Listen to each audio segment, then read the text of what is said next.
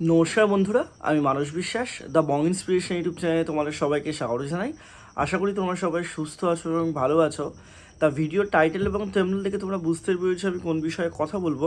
তা আজকে আমি তোমাদের ডব্লিউপি কনস্টেবল এবং লেডি কনস্টেবল 2024-এর যে কেস রিলেটেড বিষয়গুলো আছে সেগুলো নিয়ে একটু কথা বলবো, এবং রেজাল্ট নিয়ে তোমাদের মনে অনেক রকম কথা তোমরা বলছো আমাকে, সেই নিয়ে আমি তোমাদের কথা বলবো।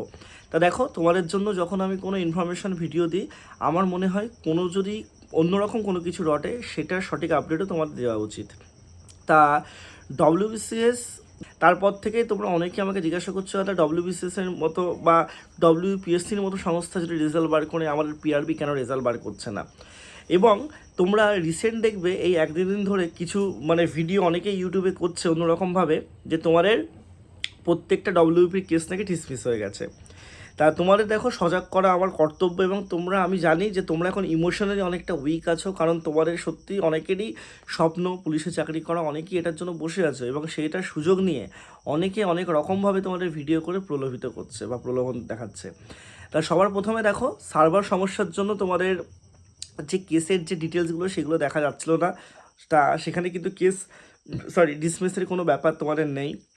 এবং তোমরা জানোই যে সিভিক ভলেন্টিয়ার্সের এই কেসটা যে পরবর্তী শুনানি 21শে এপ্রিল, তোমাদের বারবার আমি ভিডিও করে বলেছি যে 21শে এপ্রিল, তার আগে কিছু করা যাবে না।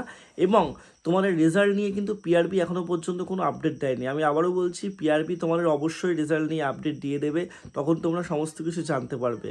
ভোটের আগে রেজাল্ট বেরোনোর সম্ভাবনা খুব কম, ভোটটা হয়ে যাবে 4ই মের পরেই তোমাদের রেজাল্টটা বার হয়ে যেতে পারে। কিন্তু যেহেতু পিআরবির পুরো রেজাল্ট রেডি আছে, 21শে এপ্রিল তোমাদের শুনানিটা কেমন কোন দিকে যায় সেটা দেখার পরেই তোমাদের কিন্তু পিআরবি সেই সিদ্ধান্তটা নেবে। তা অবশ্যই তোমরা কিন্তু অফিসিয়াল ওয়েবসাইট নজরে রাখবে, কিন্তু এখন না, তোমরা অবশ্যই এই কেসগুলো মিটুক, তারপরে তোমাদের কোনো সব কিছু কেস কিন্তু একসাথে মেটেনি। সার্ভার প্রবলেমের জন্য ওকে দেখতে পাচ্ছিলে না। এবং তোমরা একটা জিনিস তো লক্ষ্য করে দেখেছোই যে ভোট থাকুক বা না থাকুক, যদি কোনো কমিশন বা কোনো অর্গানাইজেশন চাই যে তারা রেজাল্ট বার করবে ডব্লিউপিএসসির মতো, তারা ডব্লিউবিসিএসের মতো রেজাল্ট বার করতে পারে, তাহলে পুলিশের রেজাল্টও তারা বার করে ফেলতে পারবে। কিন্তু একটা কথা তোমরা জেনে রেখে দাও, দেখো ভোটের আগে তো তোমরা রেজাল্ট পেলে তোমার একটা মানসিক শান্তি থাকবে ঠিকই, কিন্তু তোমাদের কিন্তু পরবর্তী রিক্রুটমেন্টগুলো কিন্তু অনেকটা পরিষ্কার হয়ে যাচ্ছে এই ডব্লিউবি ক্যান্ডিডেটগুলোর জন্য। কলকাতা পুলিশের রিক্রুটমেন্ট কিন্তু এইগুলোর জন্য আর কিছু হবে না। তা সেক্ষেত্রে বলবো যে তোমরা একটু ওয়েট করো, তোমরা একটু আস্থা রাখো পিআরবির ওপরে, পিআরবি ঠিক সময় রেজাল্ট বার করে দেবে। সবাই সুস্থ থেকো, ধন্যবাদ।